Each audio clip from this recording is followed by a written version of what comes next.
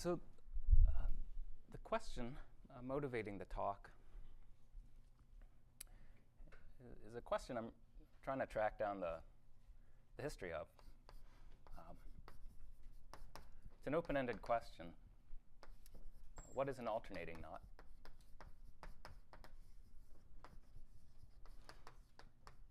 And it's attributed to Ralph Fox from a famous Georgia topology conference circa 1961. And knot theory has developed quite a lot in the last half century. We now know the answer. So it's a knot that has an alternating projection.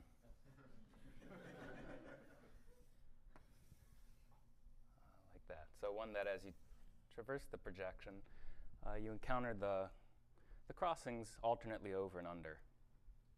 Okay.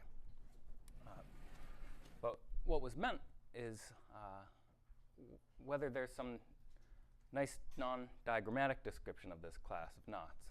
So Fox sought a description in terms intrinsic to the knot complement.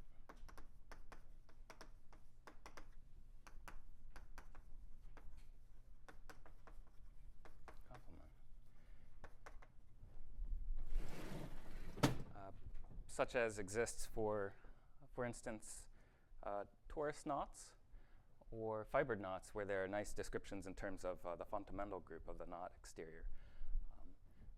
So the description I'll give doesn't make reference to the knot group, but I wonder whether it could be used to give a characterization in a nice algebraic form. But to describe the characterization, I'll want to answer the question, what is a definite surface, which is the other term appearing in the title. And in brief, it's an embedded surface whose Gordon-Litherland pairing is a definite form. So I'll remind you how that goes. So the setup will be S will denote a compact surface, and we may say embedded in, for starters, an integer homology sphere, and for ease, we'll assume that the boundary, so it's connected, we'll assume that the boundary is connected. So it's a knot in Y. Okay. So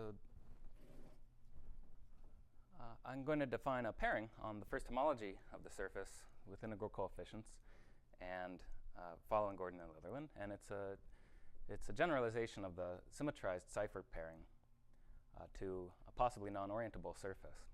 So the picture is if I have a bit of surface in my 3-manifold, and I have a pair of curves on it,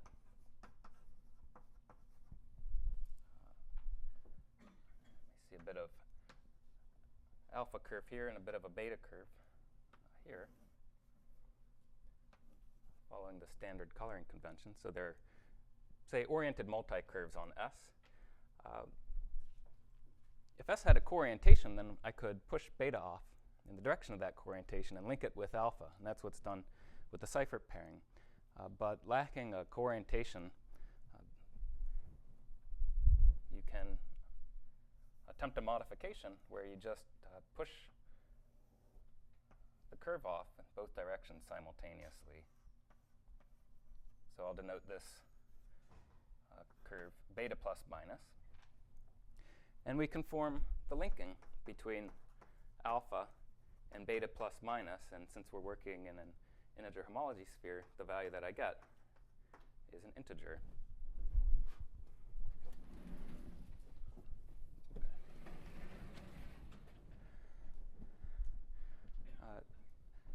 Now, this pairing between oriented multicurves on a surface descends to a pairing on the ordinary homology of the surface.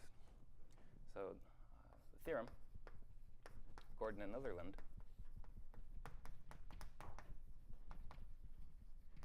is that this linking descends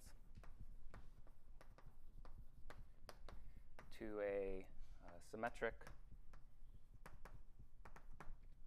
non-degenerate bilinear pairing,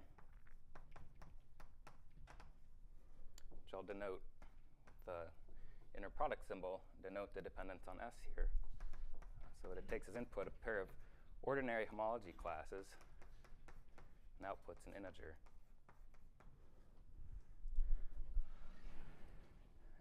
And associated to this pairing is its signature. So I'll denote by sigma of S just the signature of this pairing.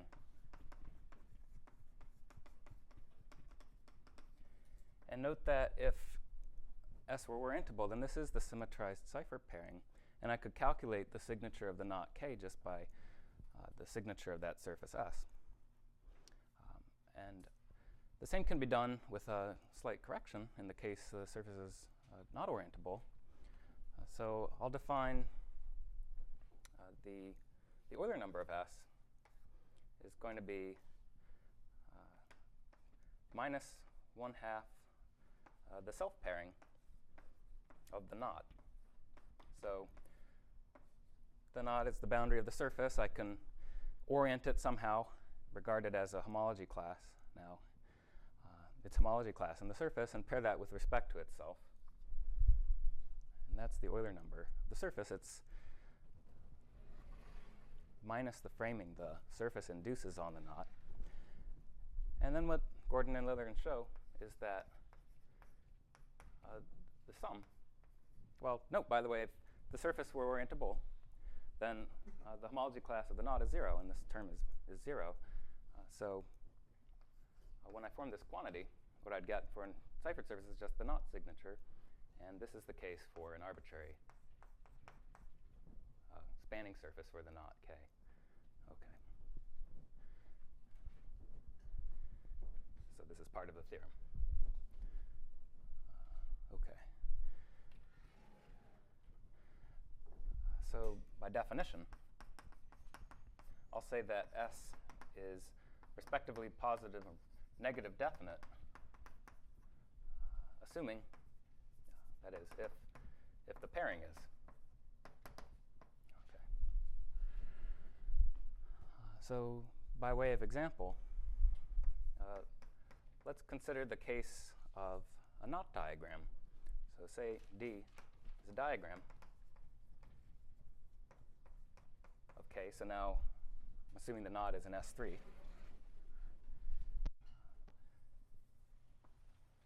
So coming from the diagram are associated pair of spanning surfaces, which I have some visual aids to help explain. So I can color its regions in a checkerboard fashion.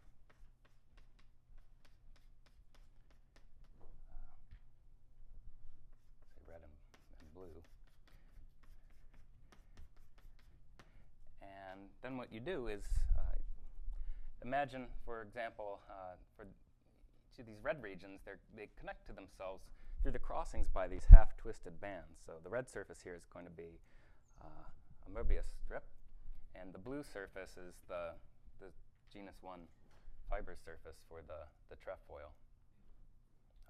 So actually, that should have been the letter R. Okay, and this is blue. Okay. So to any diagram, I get two spanning surfaces, B and R. And what you can check is that if you want to compare the framings that these two surfaces induce on the knot, their difference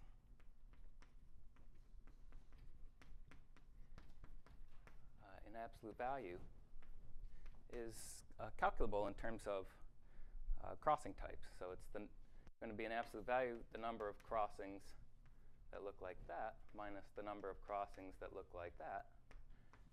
I need a little bit more. So a crossing can look in one of two ways, depending on its interaction with the coloring. These are the two ways. Okay. So that's how the framings of these surfaces compare. And if I use Gordon and Litherland's theorem, then what I see is that this equals the difference in the signatures of these two surfaces.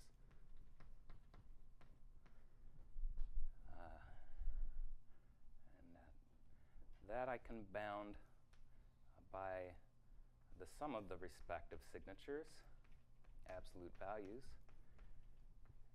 and those in turn by the Betti numbers of the two surfaces.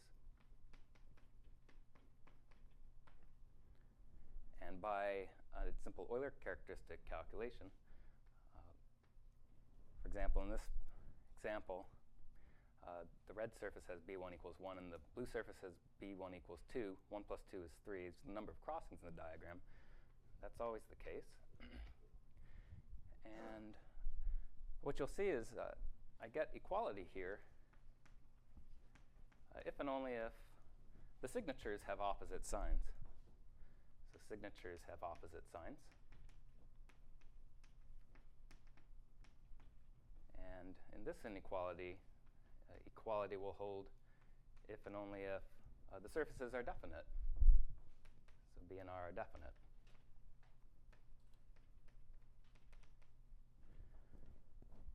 So in conclusion, then, this quantity equals the crossing number on the nose if and only if the signatures have opposite signs and the two surfaces are definite. On the other hand, this is a sign count of the crossings in the diagram. The only way it can equal the crossing number is if they all are of the same kind. And that's the case if and only if the diagram is alternating. So the conclusion is D is alternating if and only if these spanning surfaces from the diagram are definite and of opposite signs. Okay. So that's how you could, if you're given a knot diagram, determine whether or not it's alternating. Just look at the two spanning surfaces, calculate the Gordon-Litherland pairings on each, and see whether you get one positive definite and the other negative definite. So that's an algorithm. Okay. The theorem is that this is true in a more general sense. So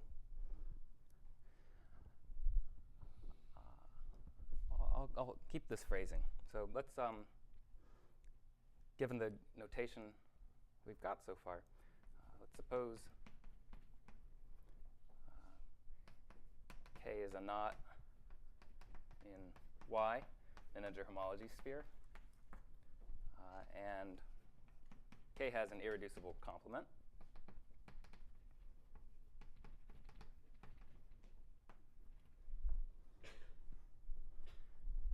And let's suppose further that there exist positive and negative definite surfaces, S plus and S minus, S plus minus, that fill the knot. So they're both spanning surfaces for the knot K. Okay. Well, this is the main theorem. Then the conclusion is that, in fact, Y is S3, K is alternating, and furthermore, K has an alternating diagram, D, whose checkerboard surfaces, well, we're not going to use D, so an alternating diagram whose checkerboard surfaces are those two given. So they're isotopic rel k into the given pair.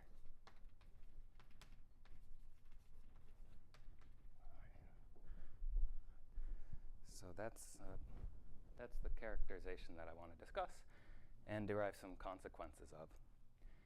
And I'll make a few notes about the theorem. So one is that it holds in a bit greater generality. So can replace a k by a link. One just needs to adjust the Euler number, and it's just going to be a sum of the Euler numbers contributions, one from each component of L. And you can more generally replace by a Z mod 2 homology sphere.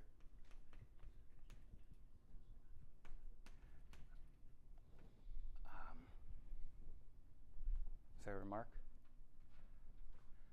So for a mod 2 homology sphere, a little bit more work needs to be done. Linking numbers are no longer integrally valued. They're rationally valued. Yet everything persists, and the same conclusion can be drawn. And using this formula for the signature, an equivalent condition on the surfaces can be given as follows. So the condition on surfaces being definite and of opposite signs can be shown without passage to the full proof of the theorem to knowing that the condition that the Euler characteristic of S plus and the Euler characteristic of S minus plus half the minimum, the geometric intersection number between their boundaries, thinking of these surfaces now as properly embedded in the knot exterior. It's equivalent to the condition that these three quantities sum to 2. Okay.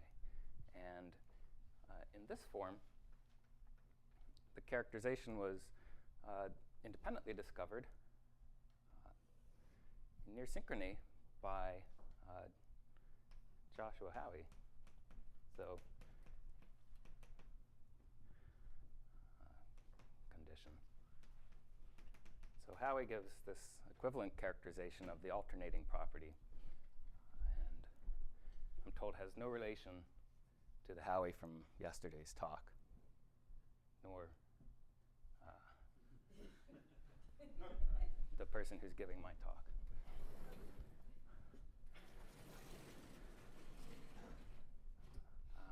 So yeah, remarkable turn of events. It was an independent discovery. So are your theorems equivalent? Well,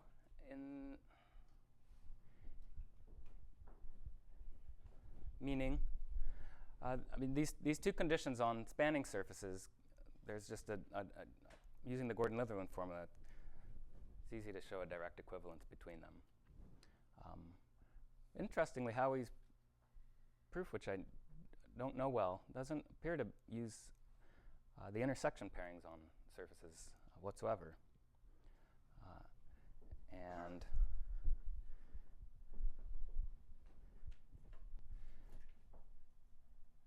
I feel like I had something else to say about that. More questions at this point? So, as stated, this isn't exactly a condition on the knot complement. I mean, it's not obviously a condition on the knot complement. Not that it matters. Mm-hmm.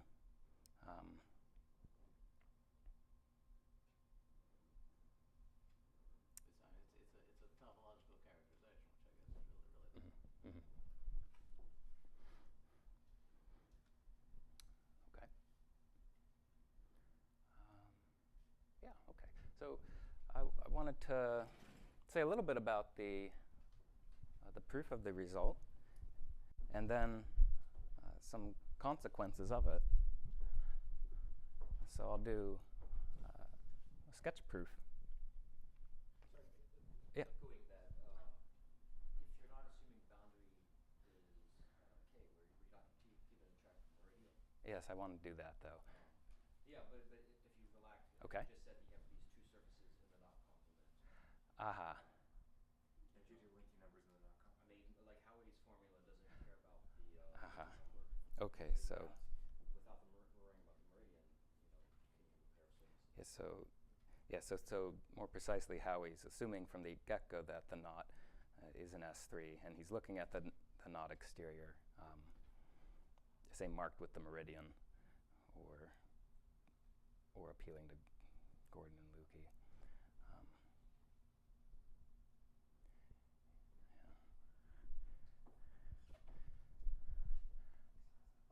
Okay.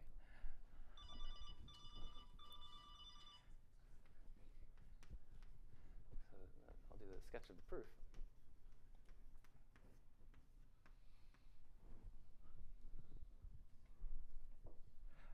I think more questions about Howey's proof should be directed to Howey. He, as I understand, is completing his thesis in Melbourne, and so you should all invite him to your seminars. Get him over here. Great. So in this form, let me give a sketch of the proof. So given our S plus and S minus, and what I'll do is to put S plus, well, so let's work in the link exterior and the knot exterior. So xk will denote S3 minus an open neighborhood, tubular neighborhood of the knot. And I'll put my two surfaces given into minimal position so that they meet in the fewest number of components. And the claim, the critical claim, is that in so doing, there are no simple closed curves of intersection. So there does not exist a simple closed curve gamma of intersection between these two surfaces in the knot exterior. And the proof is to, the proof of the claim is to proceed by way of contradiction. So assume it does exist.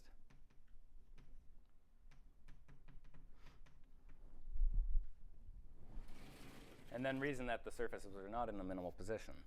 So the picture now is, well, there it is. It's gamma.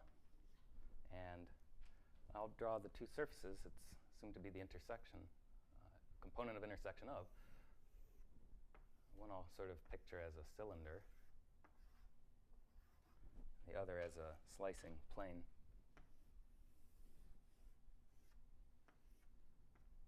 So this could be S plus, and this S minus.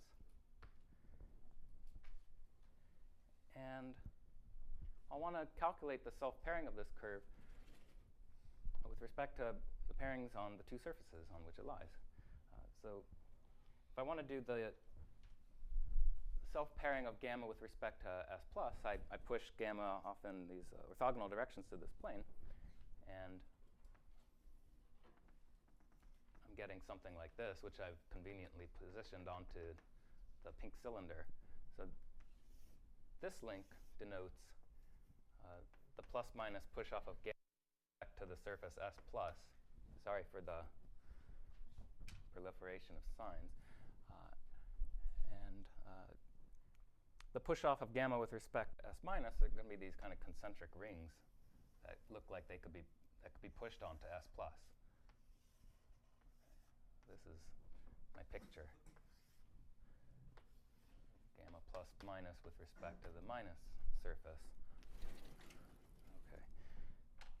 And now, if I look in cross section at the link and what's going on, if I see gamma here, get my colors straight.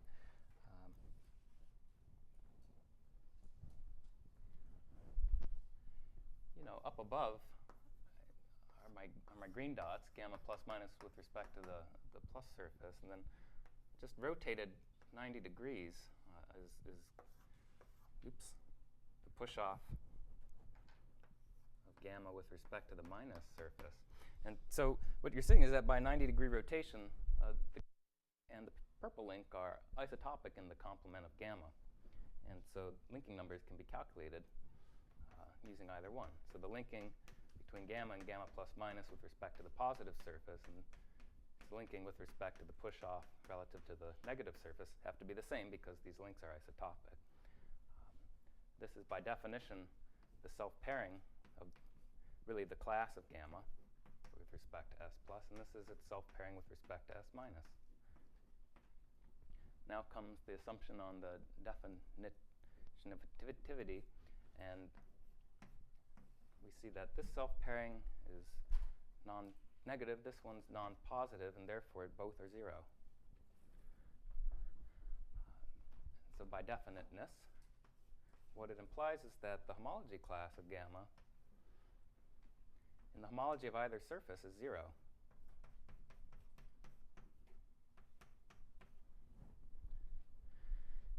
And this is with integer coefficients. So what this means is that gamma actually cuts off subsurfaces. So gamma is the boundary of a subsurface, S prime plus of the S plus surface and S prime minus of the negative surface. I'm keeping track of two surfaces at once here. Okay. And those are orientable. So orientable subsurfaces because it's no homologous. So either one can be used then as a Seifert surface for gamma, now regarded as not in the ambient manifold. And follows then that I can calculate the signature of gamma using the signature of either one of these surfaces.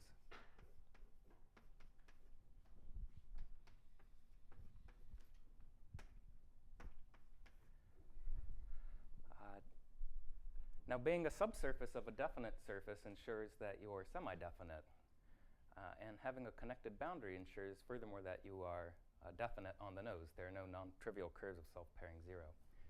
So both of these subsurfaces are definite of their respective signs, and I'm getting the Betti number of S plus prime on the one hand and minus the Betti number of S minus prime on the other. And, well, that's non-negative, that's non-positive.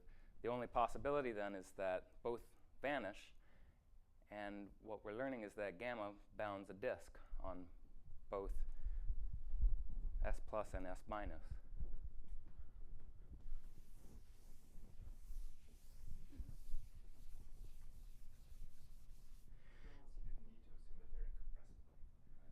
I didn't, but definite surfaces by this line of argument can be shown to be to be definite.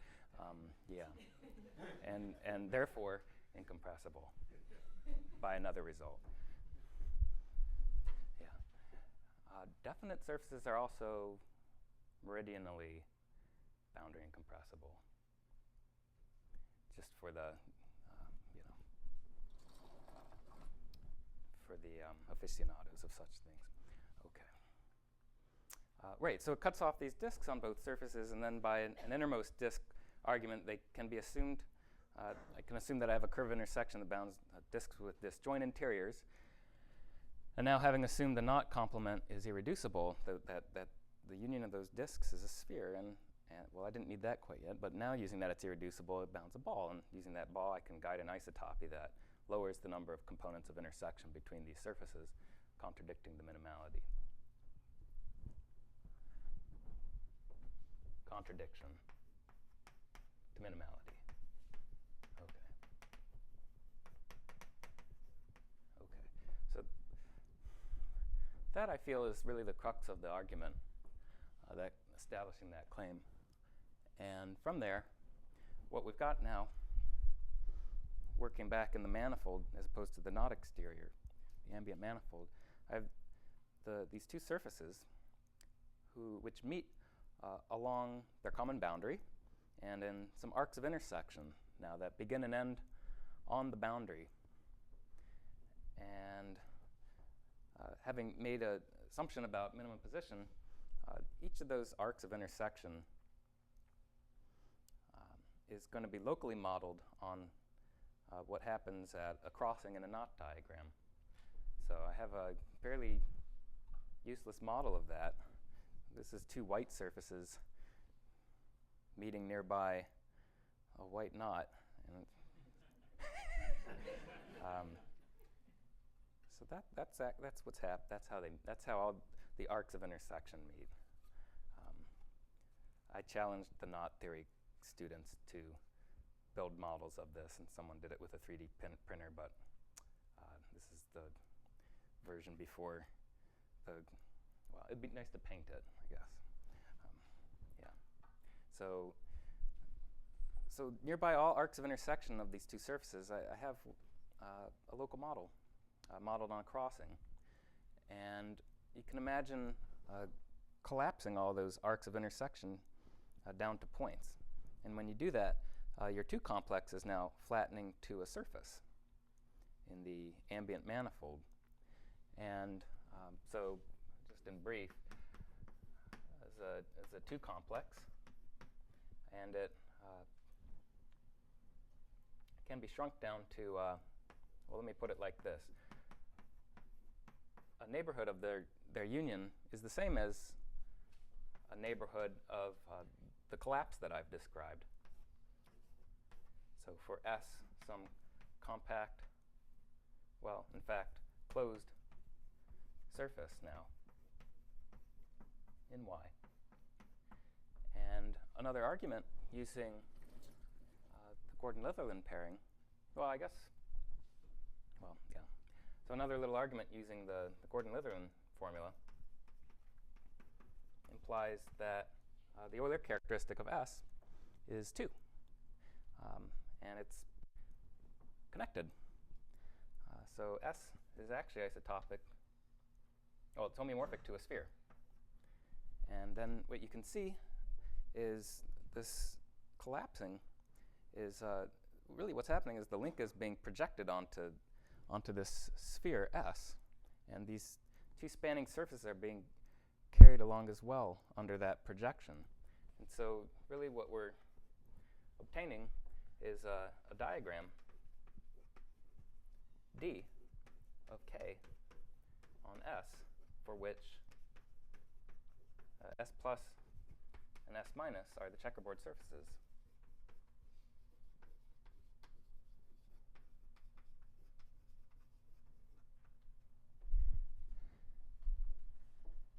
And why is it an alternating diagram?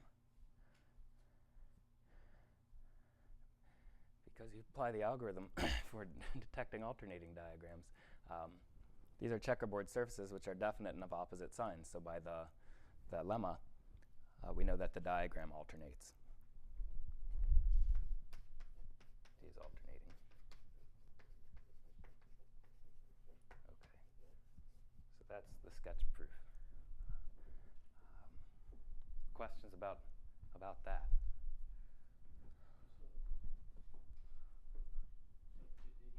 Did you prove in the course of that you're in S3? Is that right? Forgot to mention that. Right. That would be useful. So yeah, so once you believe it's a sphere, and so this neighborhood is just S2 cross an interval. So there's the top sphere in the knot complement and the bottom sphere in the knot complement. The top sphere has to bound a ball above, and the bottom one has to bound a ball below. So we have a genus 0 Hegardt splitting of the some manifold, which is then known to be S3, which supports a tight contact structure.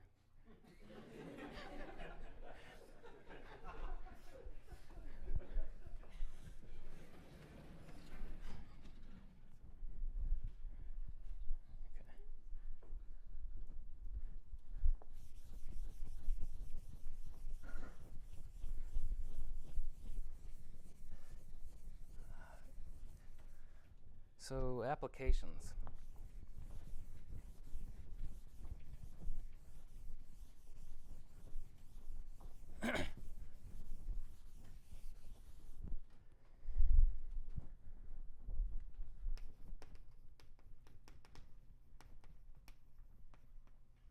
this is kind of a funny story. I was telling this to Ty Lidman about a year ago, and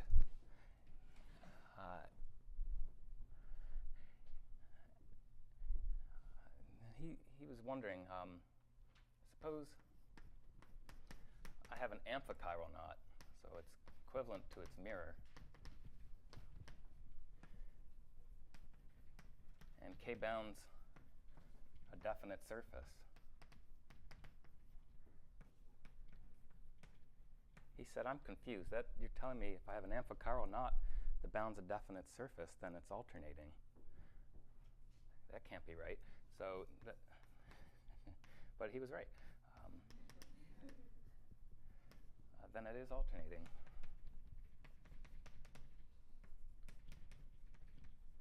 Because you reflect it and you get a definite spanning surface of the opposite sign automatically.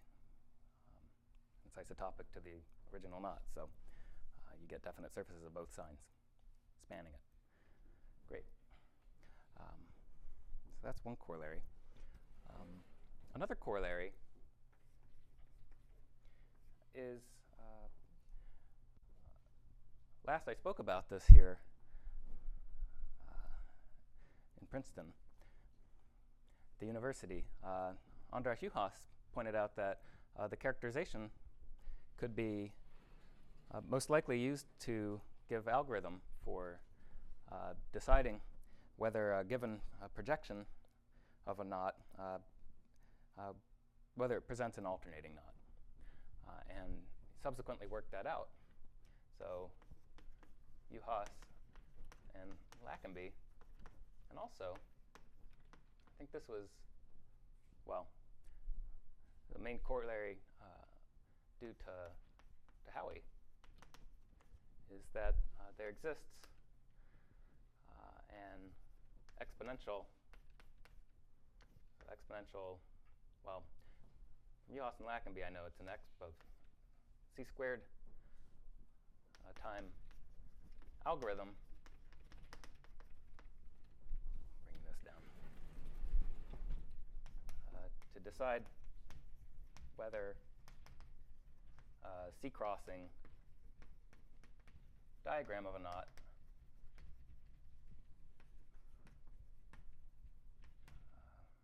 presents an alternating knot.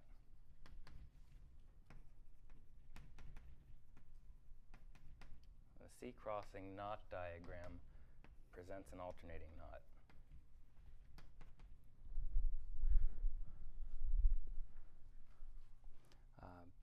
So using the characterization I described, one is hunting for these definite surfaces.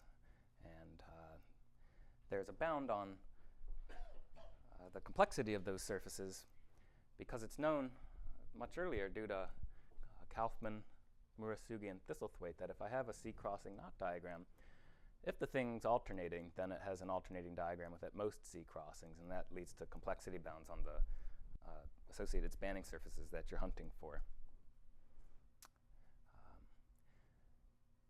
The decidability problem was already known prior to all of this story, again using the work of Kaufman and Murasugi and Thistlethwaite, and the bound on Reidemeister moves needed to convert between two diagrams of a knot due to Alexander Coward and Mark Lackenby. So if you think exponential and c-squared is bad, it's a dramatic improvement on what was known. Did c-squared come from normal surface enumeration or something like that? Yes, that's right, yeah. And bounds of, I want to say, like Haas and Ligarius and Pippinger, maybe. I'd need to brush up on that, like by reading the appendix to my paper more carefully. Okay. More applications. The Tate conjectures. So Tate, say around 1876, maybe, centennial, conjectured various facts about alternating knots that were proved right. So one thing he conjectured was that if D1 and D2 are reduced alternating diagrams, so reduced meaning at every crossing you see 4 distinct regions. If you have reduced alternating diagrams of the same length, or let's just stick with knots, the same knot, K, then they have the same number of crossings and the same writhe, algebraic crossing number.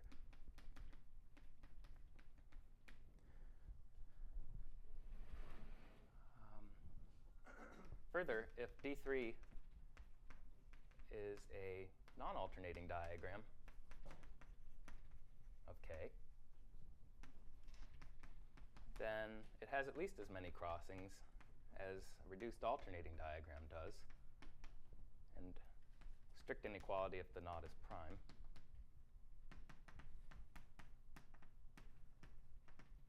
And lastly, conjectured that the two given diagrams are related by a sequence of flights. So to remind, the picture of a flight is, that's not enough space. So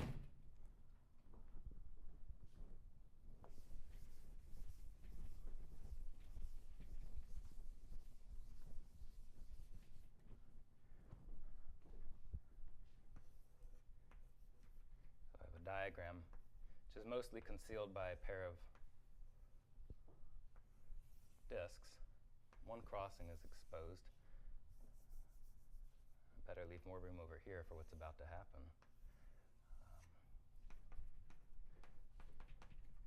So I can flight by imagining this part stays rigid, B stays rigid while I rotate it, its top into the plane down under, and moves the crossing to the other side in the process.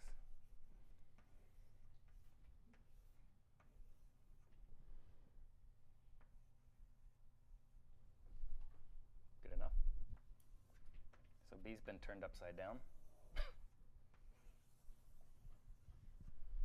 And doing this preserves alternatingness, crossing numberedness, and writhe, as can easily be checked. And if I label these 1, 2, and 3,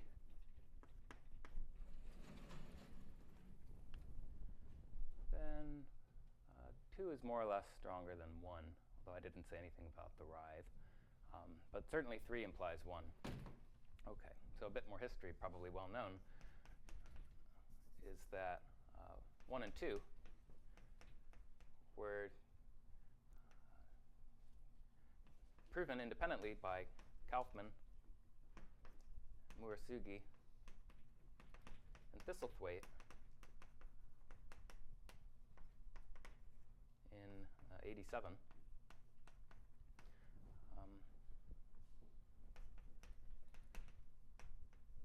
Using the then newly invented Jones polynomial. And furthermore, Kaufman's state model, so the Kaufman bracket, is a necessary advance to use the Jones polynomial to obtain these conclusions.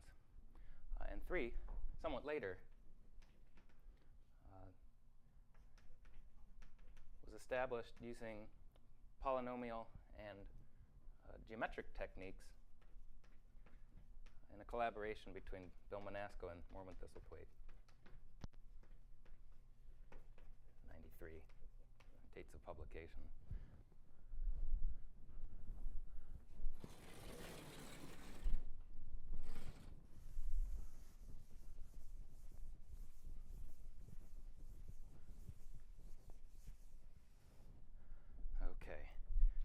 So what do I want to say? So using this characterization of alternating knots, it's possible to give a reproof of 1.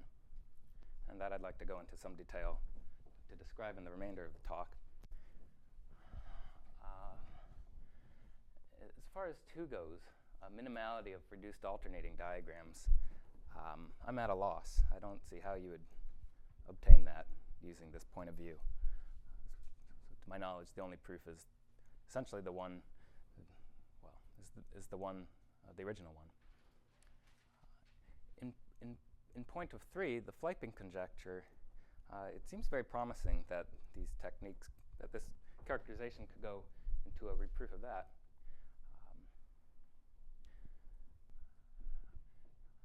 I won't say a whole lot, except there are 2 key points in the argument that rely on polynomial techniques. The first is, although 3 implies 1, 1 gets used in the proof of 3, at least in Manasco and Thistlethwaite's proof, which is the only one that I know. So the Jones polynomial is getting used here. And there's another critical stage of the argument where they're examining surface intersections, which was an inspiration for the result. And there's a so-called excellent arc of intersection between some spanning surfaces for the knot. And they want to know that when you have an excellent arc of intersection, it's partnered with a crossing that allows one to view a flipe in the diagram. And what I can say is that the proof that they give for that is based on the Kaufman 2-variable polynomial. But that step in the argument can, in fact, be replaced using an argument based on this characterization and some fact about pairings on these surfaces that you get. So in a sense, you can go in and surgery their argument and give a geometric proof. There may be some polynomial crud lurking in the background still. But I'm optimistic that a geometric proof can be given, maybe soon. Would it be an easier proof? Hopefully.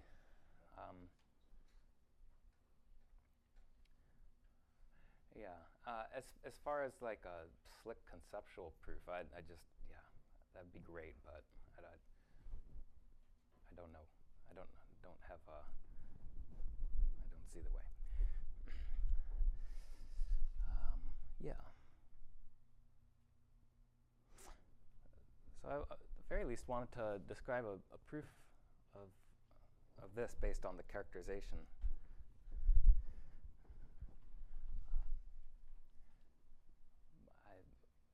By the way, I mean, I'm teaching this knot theory course, and I should show off the, here, by the way, are the spanning surfaces for the whale knitted together by my student Christy. And you really want to try to see these arcs of intersection. It's where they're knitted together. But it looks like that. Okay, so these are available. So teaching this knot theory course, and yeah, I mean, the proof based on polynomials, it's just like magical. I'm curious how that may relate with ideas here. But as for proof of 1 in 10 minutes, let's try. So the idea is, so sketch proof of 1.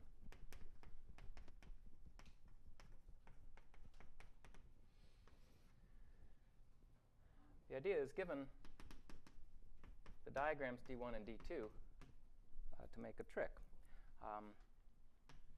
So take the blue surface for diagram 1 and take the red surface for diagram 2. By a convention in this talk, the blue surface is positive definite, the red surface is negative definite. So it follows then that there's some diagram whose checkerboard surfaces are isotopic to this pair, this mixed diagram. So by the main theorem, there exists a diagram intermediate to these two, say D1 and a half, whose blue surface is isotopic to B1, and whose red surface is isotopic to R2, rel K.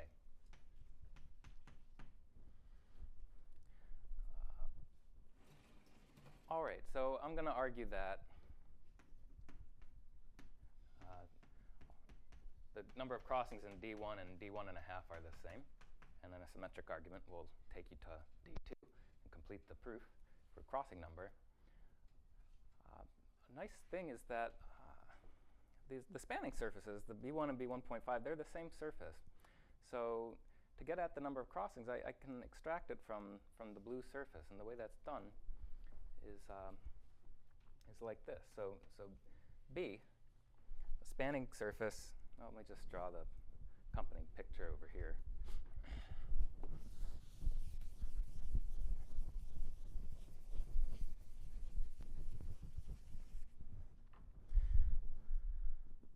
Maybe I'll go to the original diagram.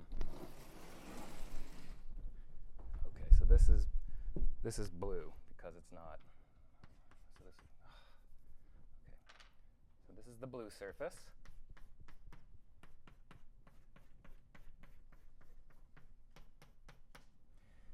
And this form retracts onto a graph. So this is B. And the form retracts onto the take graph. Vertex in each region, an edge for each crossing between adjacent regions. It looks like that.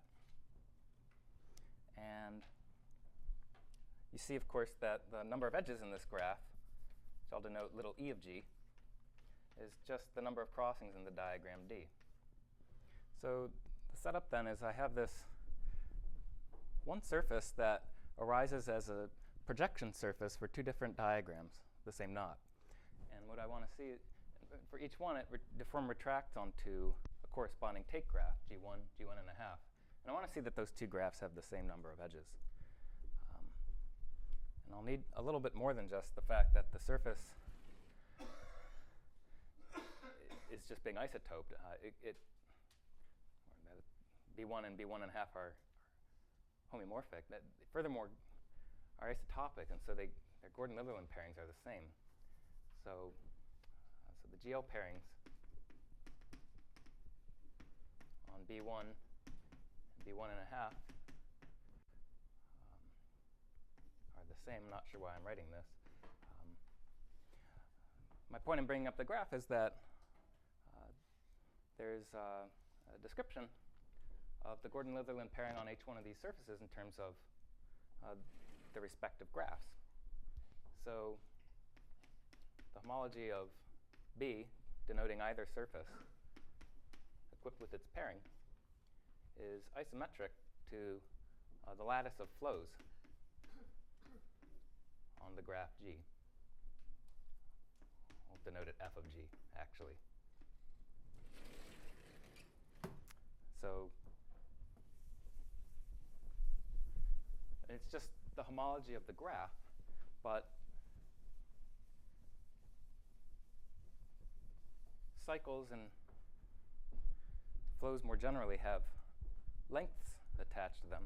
So here, for example, if I orient this 3 cycle, I'm getting a flow on the graph, and the self-pairing of that cycle with itself is 3, just the number of edges. And if I take a different, if I'd weighted every edge by 2, that also gives me a flow on the graph, and its pairing with itself would be 2 squared plus 2 squared plus 2 squared is 12. And if I took instead this cycle, which also has 3 edges, then the pairing of this cycle, I'll call this C2, and this C3, the pairing between these two cycles is minus 1 because they overlap in one edge, which has a weight 1 in one cycle and a minus 1 in the other cycle. So that's how the pairing works. So that description was given by Gordon and Litherland in their paper.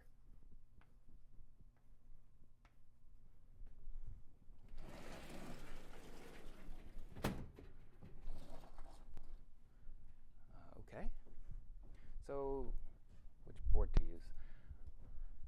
So what we're learning is that the lattice of flows on G1 is isometric to the lattice of flows on G1 and a half. And when can that happen? When can I have two planar graphs whose flows are isometric to one another? Well, there's a precise answer, but as it turns out, this is enough information to tell you that the number of edges in these two graphs are the same. For bridgeless, this is the graph theoretic incarnation of the reducedness property for bridgeless planar graphs. G1 and G1 and a half. So I don't really think I have time to do justice to the proof so on the board, but let me just say the key is to study so-called simple and irreducible